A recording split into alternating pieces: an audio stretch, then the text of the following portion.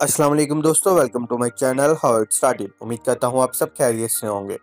तो दोस्तों, ये कहानी है तारीख में ऐसे दोस्तों की जिसमें वो एक दूसरे की आंखें और टांगे बन गए। आप सोचकर हैरान तो हो रहे होंगे कि ये कैसे मुमकिन है, लेकिन ये कहानी है ऐसे दोस्तों की जिनका ताल्लुक दुनिया के मुख्तलिफ मज़ाहब से था। दोस्तों, वो लड़के मोहम्मद और समीर थे। मोहम्मद और समीर दो दोस्त जिन्होंने एक दूसरे की जिंदगी मुकम्मल की। ये दोनों आदमी एक शानदार कहानी के मरकजी किरदार हैं। हालांकि इनके रिश्ते का हकीकी मायने क्या है, इसके कई वर्जन हैं। बहरहाल ये यकीनी तौर पर इश्तराक करने के काबिल है। मोहम्मद एक नबीना मुसलमान था जो दमिश्क शाम में रहता था। इसकी पुश्त पर इसका दोस्त समीर है जो एक ईसाई था।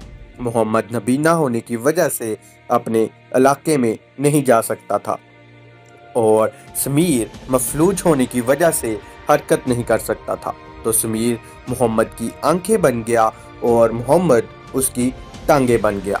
दोनों दोस्त एक ही मकान में रहते थे क्योंकि वो यतीम थे। मबीना तौर पर दोनों बेहतरीन दोस्त थे जिन्होंने ज़िंदगी भर एक दूसरे की मदद करने के लिए अपने हालात और मजदूरी पर काबू पा लिया।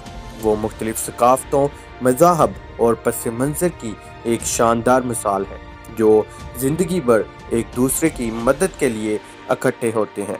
कहा जाता है कि जब समीर का इंतकाल हुआ तो मोहम्मद एक हफ्ता तक रोता रहा और कुछ ही देर बाद दिल टूटने की वजह से वो मर गया क्योंकि वो अपने दोस्त की वफात का गम बर्दाश्त न कर पाया। तो दोस्तों, ये थी हमारी आज की वीडियो। उम्मीद करता हूँ आपको पसंद आई होगी। तो मिलते हैं हम अपनी अगली वीडियो में। अपना ख्याल रखिएगा। अल्लाह हाफिज़।